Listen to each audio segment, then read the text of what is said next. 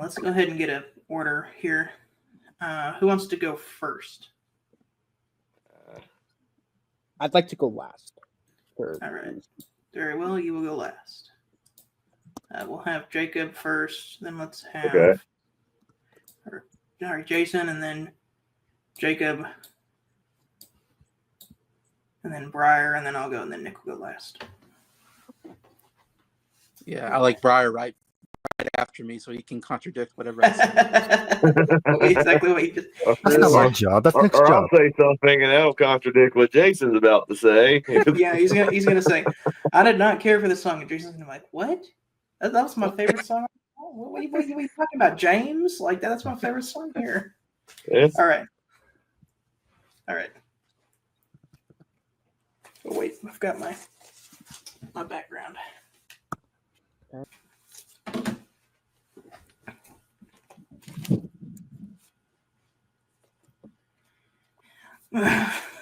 Sorry. This is going to go on the bloopers at the end. Yeah, Turnstiles was an era of Billy Joel I wasn't that familiar with. In fact, before I listened to this album, I think the only major song I knew was Say Goodbye to Hollywood. But I think this is an underrated Billy Joel album. I think it's a big step up after Streetlight Serenade, which I thought was a good album, but it wasn't top tier like some of the albums that we'll be getting to, like The Stranger, or even albums before, like Piano Man, which I loved. This one, I think, was a strong return to form. For me, it's the worst album I've heard so far from Billy Joel. Oh, I think what? It's a pretty boring album. The songs are pretty boring. Oh my god! I was pretty disappointed with this one. Okay. All right. Screw the homework. You got me interested, Jason. Now you reeled me. I wasn't expecting this to be a divisive episode. We might have an interesting episode on our hands here. Oh my god! And Briar. Okay, that was short and sweet. All right. For me, well, we joked that this was going to be a bunch of contradictions. Well, yeah, I like this. I really like this album a lot. For me, this is definitely when I think this kind of classic period starts to begin here. Because I think after leaving Los Angeles, I feel like Scott said, like he definitely feels a lot more happier, a lot more free on this album, and I think it really shines through with this. And only 8 songs, but I feel like all the songs here have something. There's something about them that's really makes you feel good after hearing them. And I've had this album for a while now, but it's actually been up quite a bit since I last heard it, and so it was kind of nice to kind of revisit it. And I'll be straight up. Like after giving it another listen after quite some time, like it definitely has reminded me, like, oh yeah, I did really like this album. And honestly, I like this album a lot more since I first heard it. So I'm definitely gonna have some good things to say here. For me, this is kind of the hidden gem album. I mean, there's 2 really big songs on here, Say Goodbye to Hollywood and New York State of Mind. But a lot of the other songs on here are kind of fan favorites in Billy Joel's discography that aren't talked about as much. And even like some of the ones that you don't hear talked about at all on this album are pretty solid. I really like it. And I think it should be noted that this particular album, Billy Joel had a backing band that he had play for him live. He wanted to use them on the last album, but they said, no, you got to use studio musicians. And after, now that Billy Joel has kind of been a more well-established artist, they said the record company said, all right, you can use your touring band on this album. So this is the first album to use his touring band, which is of note. Oh my goodness. me and Jason are going to be at each other's throats this review. I am the complete opposite. This is one of my favorite Billy Joel albums. I'm glad we agree on the debut, at least. That's still one of my favorite albums. But as you can see, as a native New Yorker, of course, I'm going to be a little bit more biased towards this album. I'm in the New York Mets state of mind. Anyways, yeah, I love this album. it's just Billy Joel really grows as a songwriter, and if you watched our previous reviews, I didn't like the last two albums. I hated Piano Man, and I didn't hate Piano Man. Okay, scratch it. I didn't hate Piano Man. Compared to There the was first some album. Piano Man I liked it. I mean, I did think it was a step down from the debut, but I think hating's a little strong. Last album I did hate. I did not like the last album. Entertainer, Big Root Beer Rags, the instrumental name. Correct me if I'm wrong. Besides those two tracks, it was a snooze fest of an album. This album, oh boy, you could hear like Billy Joel grow as an artist, and you could hear what would lead to his next album, which is Stranger. And he gets me very excited for the next album, which, by the way, I think we could all agree next album's great, but we're not going to talk about the next album yet. So we get to the next album. But next album we could all agree is great, but this album, it's like a great stepping stone for the next album, like New York State of Mind, Say Goodbye to Hollywood, Angry Young Man. We'll talk about the songs, but just briefly discussing those two tracks, those are like tracks that are like, you can hear what the eventual growth that would even happen the next album. So I think it's a great album. I didn't expect there to be disagreements. I thought this would be a fairly agreed album amongst us Billy Joel fans, but I'm excited. I mean, hey, I always like a good argument or two. Not argument, but like a little disagreement. Each of the characters in the Turnstile represents one of the 8 songs on the album. Other than Billy Joel, he's just Billy Joel. So I thought Billy Joel. For some reason, I thought Billy Joel was a reference to Say Goodbye to Hollywood. I read that before we went live. I'm like, I'm trying to figure out which one represents that. I guess Billy is Say Goodbye to Hollywood because he has that look on his face. It's like, I'm leaving. But yeah, I think this is a pretty cool album cover, especially Piano Man and Street Life Serenade had terrible album covers. This is a pretty good album cover, if you ask me. So this was a song I was familiar with before listening to this album. I think when I did that, I did a contest on my channel where some people did the soundtrack to your life. I think it was on Briar's, if I'm not mistaken, that put Say Goodbye to Hollywood on his. And that was my introduction to the song. And I loved it when I first heard it. And it's still one of the best songs on this album. If you say it's supposed to be one of his big songs or something, I was not aware. But it's a really good song. I can see this being like a hit single, or should be. The drums are really good. And I'm gonna say that a lot, probably on a lot of these songs. I think I found myself really enjoying the drumming on this album. So I don't know if it was a new drummer. It's Liberty DeVito, his touring drummer. Oh, Liberty DeVito. Yeah. So, it was definitely one of the songs I played the most a few years ago, which keeps the song moving, which is fantastic.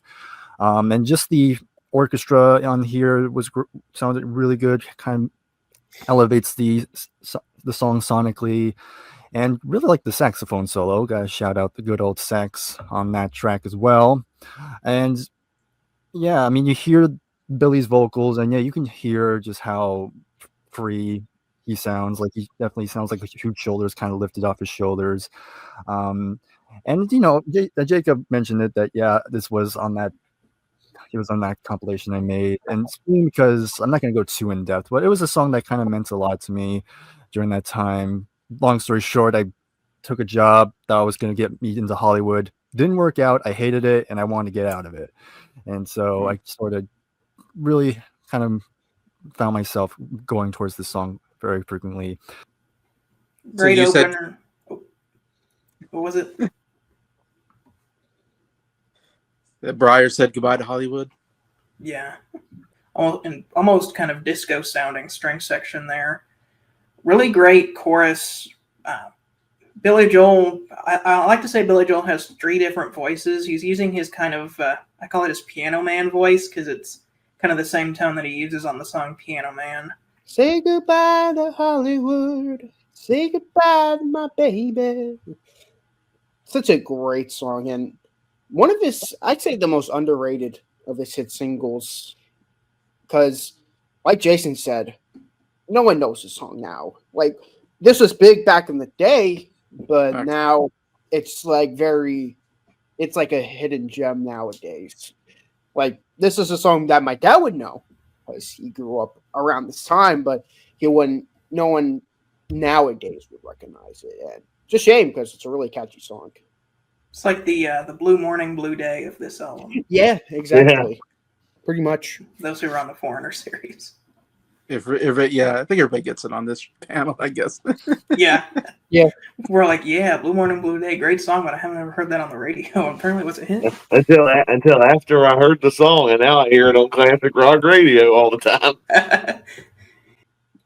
This was another one of those songs that I discovered through that Billy Joel piano book. If you guys remember me mentioning that from another video, where I got the first Billy Joel piano book and then the second one that kind of had more deep cuts in it. And so I was like, Summer Highland Falls, what's that? And I listened to it, I'm like, man, the piano playing on here is really good. But there's still stuff I do kind of like. I like the guitar, like the little guitar that they throw in there. I think it's a nice little tone on that, and the interesting keyboard sound as well. But besides that, yeah, it's okay. Yeah, if you've been watching our Rolling Stone series, you know, Jacob and Nick and I at least are very hit or miss on when these British or Billy Joel's American, but like whenever they try to do reggae. Yeah, when all the white artists sing reggae. Pretty much, it's like you got to really know what you're doing to pull that off, and Billy Joel does not pull that off here. For years, I'd never heard this song before. I had heard a parody version of this song that was in the Garfield movie. Bill Murray is Garfield when he gets thrown out of the house. He gets locked out of the house for being a naughty cat, and he thinks that his owner is favoring the dog that just moved in, or that he sings a parody song called New Dog State of Mind, and that's what I heard for years.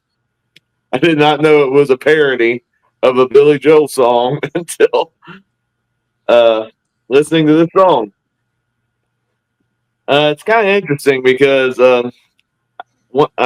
going through slight tangent, going through the Taylor Swift albums on my channel. One of my Taylor Swift hot takes, but I didn't like Welcome to New York. I felt like that was an artificial, phony song about New York, and I thought it was pretty annoying. One thing, Taylor Swift's not from New York. She grew up she grew up on a Christmas tree farm in Tennessee. So her singing about New York just felt kind of shallow.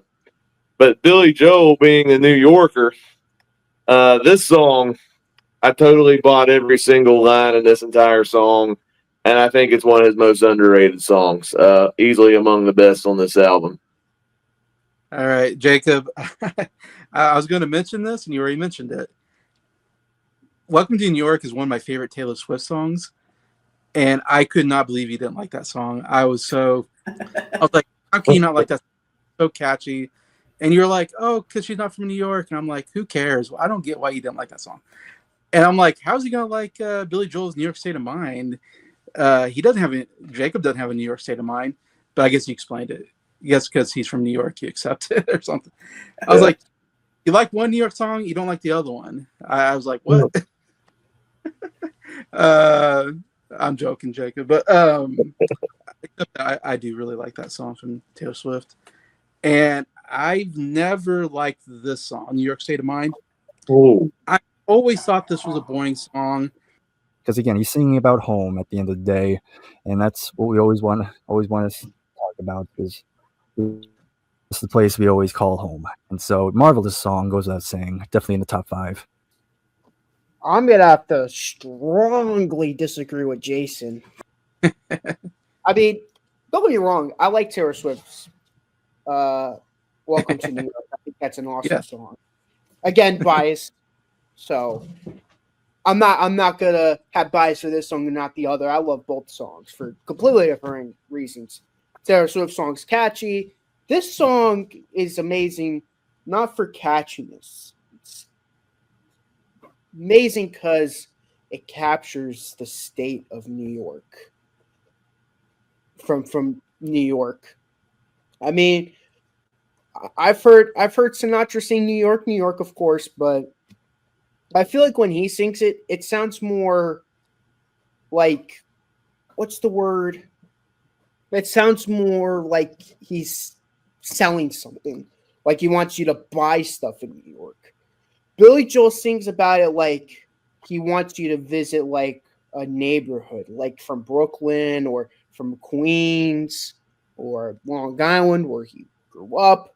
When Sinatra sings his song, like I feel like he's more speed specific on Manhattan.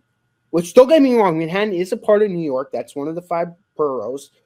But when Billy Joel sings it, he sings it like he actually lives in an area of New York that has nothing to do with Manhattan. And to me, that's what really New York captures is when you're not in Manhattan. That's the tourist trap. That's where you go to the museums. That's where everyone goes. When people go to New York, they go to Manhattan. But I feel like Billy Joel captures the entire city of New York City in this song. And for that reason, this will always be my favorite song on the album. For that reason. More white collar James wants to go to school and pursue an education. Blue collar Billy Joel doesn't know what he wants to do. So, of course, he ends up becoming a musician. And kind of comparing and contrasting the two lifestyles. And Billy Joel knows where he ended up. He became a famous musician, soon to be very famous after the next album. But he kind of wonders, like, he remembers that James had a lot of ambitions. And he's kind of wondering, like, did James ever get to have success by going to school? Really, really crazy on the piano. Almost like he did on the last album on the instrument. On one of the 2 songs I really liked on the album, the root beer mug or whatever. Root beer rag. Root beer rag. Whatever. You know what I'm talking about. Just the switch ups really keeps me engaged the entire time. It's just another great standout moment. It's definitely another highlight for sure. And yeah, that's all I'm going to add to that. Whenever Jacob gets I'm his sorry. I was in the middle of messaging somebody at the moment. Oh, that's okay. That's okay. Okay. I've loved these days. I'll be able to edit it. And so he's playing this song. And of course, Billy Joel loves baseball, so he has to throw some baseball references in there. I know Nick doesn't like them, but he says something about the Yankees. And then I love kind of near the end whenever he kind of it goes back a little bit again, and then the synthesizer goes down, down, down. I'm going to give a strong honorable mention to I've Loved These Days, which was almost my number 5, but I ended up going with honorable mention there. My number 5, that is shoot, what was it? Oh, okay, I remember. Hey, since there's only 8 songs, I figured I'd rank them. Number 8, I will agree, All You Want to Do Is Dance is my least favorite on the album. Number 7, I Love These Days. Number 6, Summer Highland Falls. All right. Let's go ahead and do some average calculation.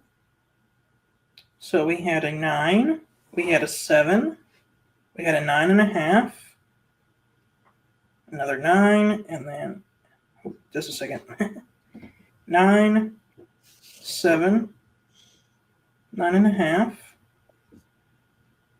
9 and 10 divided by 5